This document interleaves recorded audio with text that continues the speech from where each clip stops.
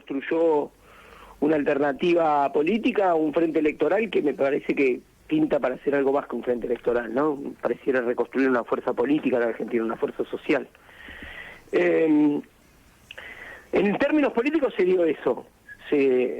Creo que el peronismo cumplió en acto muchas de los pendientes que tenía, incluso Cristina, que tomó una decisión el 18 de mayo, una decisión que de algún modo elabora todas las críticas que se le exigían a Cristina, ¿no? Es decir, hay algo de verosimilitud en el Frente de Unidad que se armó en el peronismo, ¿no? Y esa verosimilitud es porque de verdad juntó gente que no se podía ni ver, porque la trayectoria de Alberto Fernández es una trayectoria a su modo muy interesante, porque es un hombre que se da un paso al costado del kirchnerismo, cuando el kirchnerismo, exactamente cuando se constituye como una identidad política, porque 2003-2007 el primer gobierno era un gobierno de otras características, y cuando se inicia la grieta, diríamos, cuando se inicia la grieta en 2008, Alberto Fernández deja de ser parte del kirchnerismo y ahora retorna.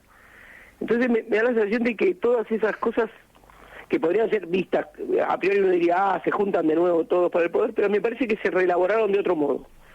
Y eso es algo interesante. Incluso la inercia de la grieta, uno diría, ¿la grieta a quién le sirvió? En términos resultadistas le sirvió a quien más ganó. El macrismo obtuvo 3 victorias, o por lo menos la oposición, en su momento la oposición al kirchnerismo, y finalmente el macrismo, tres victorias consecutivas, y el peronismo perdió 3 veces, 2013, 2015, 2017, en el formato de la grieta. Y fue desde el polo kirchnerista donde de algún modo se gestó una superación por dentro de esa grieta, ¿no? Entonces ¿qué creo que se constituyó ahí? Bueno, una lectura política bastante más ajustada a las necesidades, digamos, de la sociedad. Se hizo algo contraintuitivo, porque en algún sentido la inercia de la grieta te llevaba sí o sí a una especie de simplificación política, que era, bueno, vamos a enfrentar a Cristina con Macri. En fin, ahí me parece que hoy lo que yo me centraría a analizar es, en parte, es eso, es decir, en términos del resultado. Y del lado de Cambiemos, creo que ellos construyeron y se organizaron políticamente en torno a una disputa que creían inevitable con Cristina, y creo que desde el momento, desde el 18 de mayo, que eso, digamos, es cierto que durante un periodo de la campaña pudieron aquietar el dólar, pero desde el 18 de mayo la decisión de Cristina Fernández los desestabilizó, ¿no? Entonces las elecciones estas fueron, yo creo que la consecuencia de eso, ¿no? ¿Crees, como lo decís, y recién en algunos textos de esta semana, y lo decís recién también, que está como naciendo una fuerza política y social más allá de este armado electoral que parece que va a ser exitoso? Uno, viste que a veces confundís diagnóstico y deseo, ¿no? Y eso nos puede pasar a todos.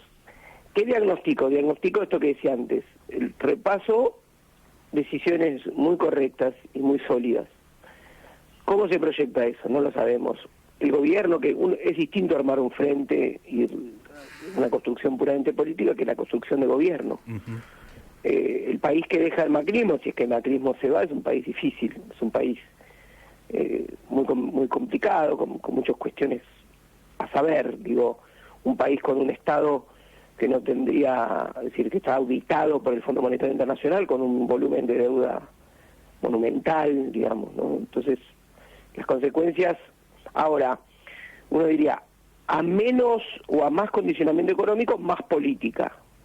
Y entonces, creo que el frente de todos, por decir así, tiene las características de una fuerza política que tiene más complejidad, más aire, más volumen para un periodo difícil. La Argentina pasó periodos difíciles, sí, eso lo sabemos todos. La Argentina tuvo, a su modo, podríamos decir, 2 transiciones democráticas. La primera, la más solemne y la más dramática a su modo, que fue la salida de la dictadura, pero también en 2001-2002 hubo un momento tremendo. Ahora, en aquel momento también, en 2001-2002, la política hizo pactos, se hizo acuerdos, ¿no? Porque uno dice, siempre se piden Moncloas y y pactos de unanimidad en la política. Y en realidad, en general, los pactos, esos grandes pactos, siempre no son solo a favor de, sino que son contra algo, siempre son contra algo. Y en 2001-2002 se puede decir que hubo un pacto político, el pacto Duhalde, que involucró a Duhalde, involucró a Alfonsín, involucró a un sector del peronismo, en el que estaba Néstor Kirchner, involucró a Moyano, sector del sindicalismo, que era un pacto contra el neoliberalismo. Como en el 83 hubo un pacto contra el partido militar y la Argentina autoritaria. Ese es el pacto que se rompió, un pacto que podía ser dicho mal de este modo, era retenciones más política social, ¿no? Y una apuesta al reactivar el consumo interno, es decir, que el consumo sea el principal motor de la economía, porque es el que genera más inclusión. Y eso es lo que voló por el aire. Entonces, lo que vamos ahora no es ni siquiera solamente el gobierno de un frente o la construcción, sino tenemos que ir hacia una Argentina que vuelva a rearmar un cierto nivel de acuerdo. Y eso es lo que implica. Ahora, en ese sentido, Alberto Fernández, como figura que representa un periodo exitoso y muy recordado, que es el primer kirchnerismo, el nestorismo, como le dicen, ahora le ponen ismo a todo, ¿no? De algún modo es alguien que puede arrastrar una visión de lo que era, es decir, arrastrar aquel espíritu que estaba ahí, que era una visión más abierta de la política. ¿Se acuerdan? Transversalidad y todo eso que se decía en ese momento, que, bueno, buscar una política lo más abierta posible, e incluso utilizando, a lo mejor, figuras sorprendentes, quiero decir, ¿no? El retorno de figuras que podían estar ligadas a otros sectores, pero que vuelvan. A mí me parece que es un momento de creatividad política, me parece que se ha generado las condiciones para que haya más libertad en esa creatividad política. Es muy difícil lo que viene. Insisto, van a ser años que no es que van a ser todos los días buenas noticias, pero bueno, habrá un brío y un ímpetu político distinto. Ahí en el libro, La grieta desnuda, recordás que fue precisamente Alberto Fernández quien en el 2003 estimula a Kirchner a que apoye a Aníbal Fernández en la ciudad de Buenos Aires, ¿no? Y esta idea de transversalidad que referenciabas recién. Sí, Aníbal Ibarra, perdón. Sí, Aníbal Ibarra y esa vinculación con el progresismo, esa caracterización que haces de manera tan exquisita en el libro. Sí. Y también después recuperas un poco el quiebre del 2009 con la derrota de Narváez y el debate o la interpelación de cómo construir con el aparato del justicialismo.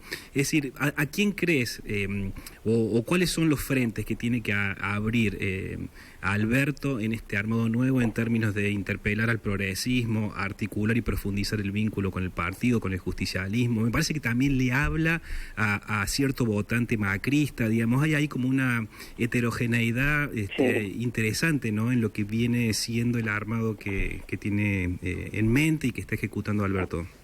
Sí, yo creo que, como en todo, ¿no?, la política el discurso político tiene niveles, ¿no? Me parece que Alberto maneja niveles simultáneos muy interesantes. Un nivel de los propios, ¿no? Nivel de los propios. El nivel de la cohesión de la tropa propia. Y él es, digamos, recibe después de la recuperación de su relación con Cristina, que ya tenía un tiempo, digamos, un año, qué sé yo, recibe ese apoyo de Cristina, es decir, Cristina lo catapulta como candidato y él se asegura ese respaldo de los propios. Pero creo que tiene otros niveles de discurso, y uno es incluso el día del triunfo, de este triunfo provisorio, digamos, de las PASO, un mensaje hacia los que no lo votaron, ¿no? Y eso es algo que no estaba en el catálogo, por lo menos discursivo del kirchnerismo, ¿no? Es decir, hablar a los que no te votaron. ¿Y por qué? Porque, en parte porque el macrismo se va a ir, pero su pueblo queda, ¿no? Si ese 30% de votos quedan en la Argentina, hay gente que está ligada al aparato productivo, digamos, que está ligada a las economías del interior y a las economías más fuertes y tecnificadas, como es el campo, ¿no? Seguir pensando que el campo no es una industria, ¿no? Tiene la mayor inversión tecnológica, la tiene toda la economía sojera o la economía de los agronegocios. En ese sentido, uno confía que en términos sociales, como sociológicos, Alberto va a tener niveles de emisión interesantes.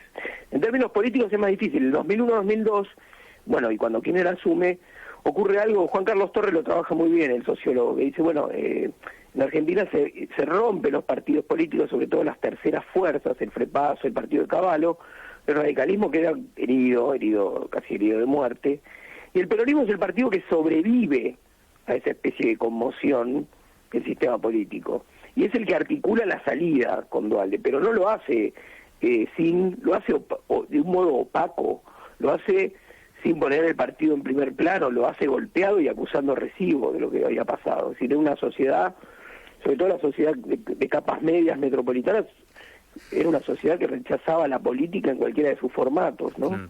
Entonces había algunos políticos progresistas puntuales y más bien excepcionales que habían mantenido el prestigio porque estaban involucrados y se los vinculaba con lo que había sido el desastre de la caída de 2001, que era el caso de Aníbal Ibarra, que no es que había sido un gran jefe de gobierno, pero una figura solitaria y de tinte progresista que había quedado ahí, como otras figuras, como Sabatella, como la dirigencia de la CTA. Así había políticos, uno diría, políticos sueltos, progresistas, que todavía tenían un considerable prestigio, sobre todo, más allá de los votos, tenían prestigio social, caminaban por la calle, podían entrar a un restaurante y pedir una parrillada sin que vengan 8 tipos a gritarles al lado. Entonces, yo creo que eso es a quienes se acerca ese primer kirchnerismo, que pone en un segundo plano al peronismo, ¿no? Y eso, pero bueno, luego eso fue cambiando. Es decir, fue la dinámica de los hechos llevó en parte a una mayor amnistía sobre la clase política, a recostarse con mayor necesidad sobre la estructura de poder del peronismo, y te diría que, y sin minimizarlo, y lo utilizo como metáfora, aunque es una metáfora, Cromañón mató esa transversalidad. Claro, lo decís en el libro, ¿no? Sí. Che, Martín, esta semana lo veíamos a Durán Barba irse vía Ezeiza del país, no sabemos si definitivamente, pero al menos esta semana se fue, y uno recordaba que el macrismo siempre se como autodestaca, ¿no?, de conocer el subconsciente argentino, ¿no? Saben lo que necesitamos, lo que queremos, hacia dónde queremos ir, y demás. ¿Hay cierta sensación o percepción de que la política le está ganando la disputa electoral a ese sentido de la Big Data y esa historia? Mira, como todo, ¿viste? En eso hay una cosa pendular. Pasamos de la fetichización extrema de que la profesionalización de la comunicación, la Big Data y todo, les aseguran algo y nosotros estamos del otro lado, la oposición, los peronistas están perdidos, no tienen eso, a esto otro que sería le ganamos a la Big Data y ahora. Yo creo que negar la Big Data es como negar el ferrocarril en el año 1910, yo qué sé. O sea, me parece que el avance tecnológico es irreversible. Por supuesto nos estamos preguntando qué es eso también, ¿no? ¿Qué es eso? ¿Qué es esto? Ahora salió un libro muy bueno de Mariana Moyano, la periodista Mariana Moyano, se llama Troll, Sociedad Anónima, la industria del odio. Y hay una pregunta por eso, ¿no? Es decir, por ejemplo, las empresas tabacaleras eran conscientes del daño que podía hacer el tabaco en la salud de las personas, de los que lo consumían, y bueno, ahora uno diría, y acá me corro un poco el Big Data, pero los dueños de las redes sociales, Mark Zuckerberg de Facebook, ¿sabe o no sabe del daño que produce ese experimento llamado Facebook, ¿no? Que es un experimento que involucra también a tantos millones como el tabaco. Bueno, yo no quiero ser apocalíptico, digamos, pero evidentemente algo de eso está pasando, ¿no? Es decir, nuestra vida en red es algo a lo que, bueno, todos estamos mirando. Ahora, en esta elección, ¿qué ganó? Yo te diría, el gobierno desarrolló tanto esa comunicación microsegmentada y al final le ganó la macro realidad, ¿no? Claro. Si yo hablé con un asesor de la provincia de Buenos Aires, ahí que está en la primera línea, digamos, de la gestación del discurso, y hablaba el otro día, un buen tipo, me decía, no, porque estamos pensando en qué fallamos acá. Yo digo, pero escuchame, hermano, le están dando vuelta a un tema, fallaron en la economía. Claro. O sea, la actividad económica está por el piso, las expectativas bajaron, no hay nadie que esté bien. Digo, qué sé yo, o sea, las crisis compactan, ¿no? Las crisis compactan.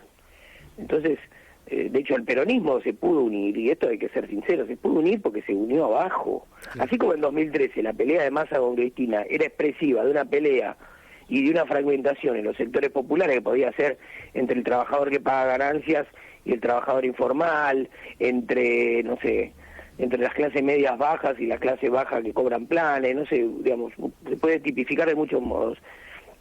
Esta crisis volvió a compactar, entonces sociológicamente el votante de Massa y el votante de Cristina volvieron a estar juntos y volvieron pueden volver a votar lo mismo, ¿no? Entonces me parece que hay algo ahí como más de trazo grueso que ocurrió y el macrismo estaba perdido en el trazo fino de la microsegmentación. Más allá de lo que vamos viendo, ¿cómo te imaginas que va a ser el macrismo perdiendo? Sí, esa es la pregunta, muy buena pregunta. Es lo que no vimos, ¿no? Si al final Cristina el único lío fue el bastón, ¿no? O sea, le dio pasto a la fiera mediática, pero ¿cuál era la gravedad institucional en tal caso, no? ¿Cuál era? Ninguna. Si en todo caso era un tironeo, bueno, se puede entender, en el contexto se entiende, cuando se recuerda parece todo más ridículo, pero bueno, es lo que fue. Ahora, esto, no sé, no lo sabemos.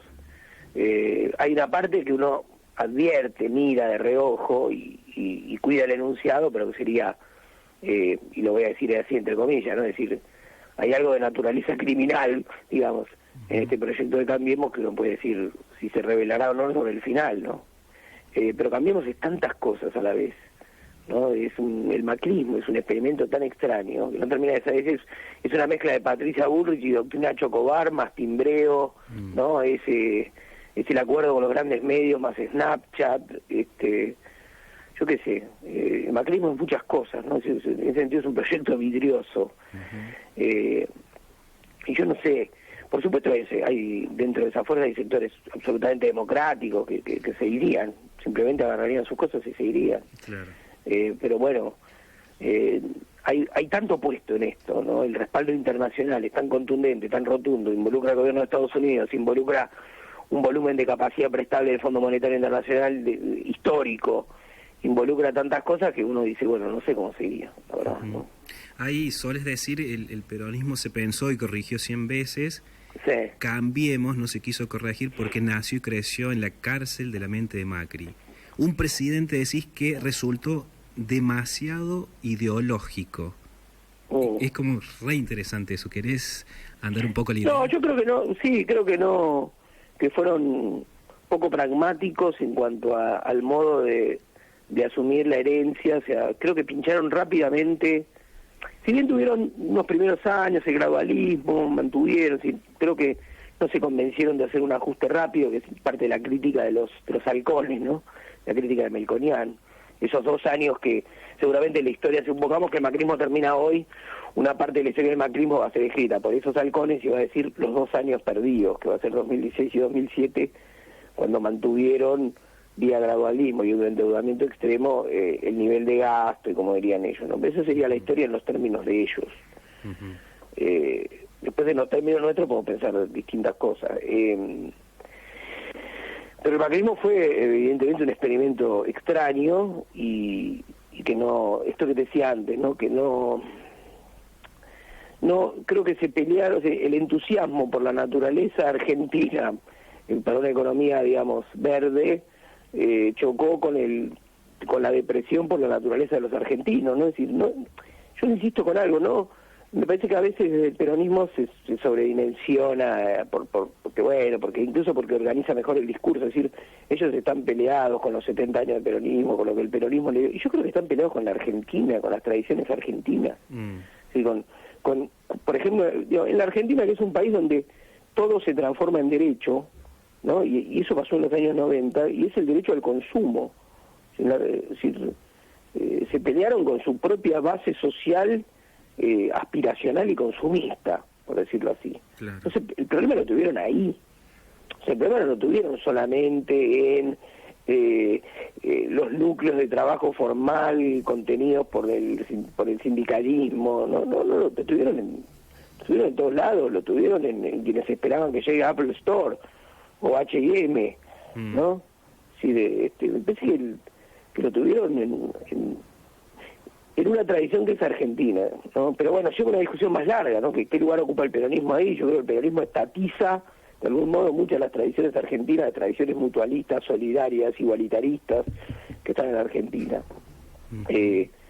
Pero no creo, es decir, yo los veo más en un choque frontal contra la propia Argentina y contra la cultura política argentina que exclusivamente contra el peronismo. Seguramente lo pretendieron y por momentos lo lograron organizar como una gran gesta cultural contra el peronismo, porque eso le daba rédito, claro, porque eso les permitía mantener un relato, ¿no? Esa cerrazón, digamos, que uno advierte en lo que venís describiendo, de Cambiemos, digamos, de Juntos por el Cambio, qué sé yo, y al mismo tiempo la lectura que había en muchos sectores sobre Cristina, de que era quizás una líder de referencia, pero no una conductora, esto que Hernán Brienza recuperaba en la idea del control de calidad ideológico del peronismo, que era unidos y organizados.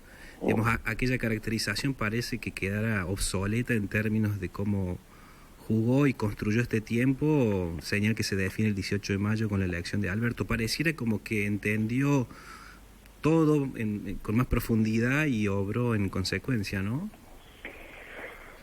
Sí, por suerte eso ocurrió. Creo que también todos hicieron esfuerzos. Creo que el esfuerzo de Alberto fue haber empezado a reconstruir su relación de confianza con Cristina. Yo creo que los años a partir de 2011 lo que era el kirchnerismo cambió por completo, es decir, era una coalición que incluía sectores del peronismo, del sindicalismo, y etcétera, y se convirtió en otra cosa, ¿no? Intentó ser otra cosa, ¿no? Fue dominado por un tipo de vanguardismo ideológico expulsivo, que pretendía resolver todas las contradicciones ideológicas internas, cosa que para mí era el error, ¿no? Si uno diría, conceptualmente diría, las contradicciones se meten adentro, no se expulsan, ¿no? Y eso es de lo más creativo. Y bueno, fueron muchos años de eso, ¿no? Muchos años. El kirchnerismo bajo Cristina se organizaba mucho en la disputa interna, demasiado. Cuestión que se procesó como conflicto desde el 2003 al 2007, 2008, ¿no? Que lo decís en el libro. Fíjate que, por ejemplo, en algún sentido el macrismo llega, porque estaba fuera de radar, porque lo que organizaba al cristinismo era la disputa más con Massa y con Scioli que con lo que vino afuera, ¿no? Que con los que armaron el partido y ganaron la elección, como había dicho Cristina, ¿no? Entonces, yo creo que eso llegó tocó fondo, claro, ¿no? Y en la elección de 2017 tuvo que perder Cristina en persona para que toque fondo. Creo que la lectura, algo que se ha hecho poco, pero la lectura de la derrota de Cristina, si Cristina perdió la elección, y esa derrota electoral yo creo que la empujó a una lectura decisiva, de algún modo, ¿no? Así, no hay Alberto candidato sin que Cristina pierda en 2017. Bueno, sí, Martín, dos cosas finales. Adscribís a la idea de Ernesto Semán de que el macrismo es un gobierno de clase más que de derecha, ¿no? Sí, es una buena definición que debería, o que requiere matices, ¿no? Pero sí, podría ser. Yo creo que es un gobierno de centro-derecha, digo, en términos más clásicos, ¿no? Sí, que vincula a determinados valores que están en la centro-derecha. Che, y finalmente en el epílogo, que es realmente exquisito, de tu libro La grieta desnuda, que escribiste con Pablo Tuzón, sí, cerrás ahí abriendo la pregunta de para qué sirve la grieta, ¿no? Sí. Nada, alguna referencia en torno a eso, que sé que es una pregunta demasiado grande y extensa para responder, pero ¿para qué sirve la grieta? ¿Para qué sirvió este tiempo? No se puede, yo tengo la sensación de que sobre la grieta hay como superpuestas demasiadas cosas. Es una grieta que creó la sociedad, no es una grieta que creó un ente maquiavélico. Es una grieta que creó la sociedad y que se creó en la política, obviamente. Es una grieta que nació en 2008, es una grieta que retoma y recupera líneas de las históricas fracturas argentinas y de las históricas grietas argentinas. Si no es una grieta que nacida espontáneamente, ¿no? Pero creo que tuvo una deriva que era necesario quebrar. Creo que la grieta, en definitiva, era una propuesta acerca de cómo vivir la crisis más que de cómo solucionar la crisis, ¿no? Y entonces eso me parece que era un momento porque de hecho, esto última línea te digo, pero de hecho esta elaboración política un poco antigrieta que se generó con Alberto, incluso en la campaña de Kicillof, finalmente le dio más polarización a la política y menos grieta, ¿no?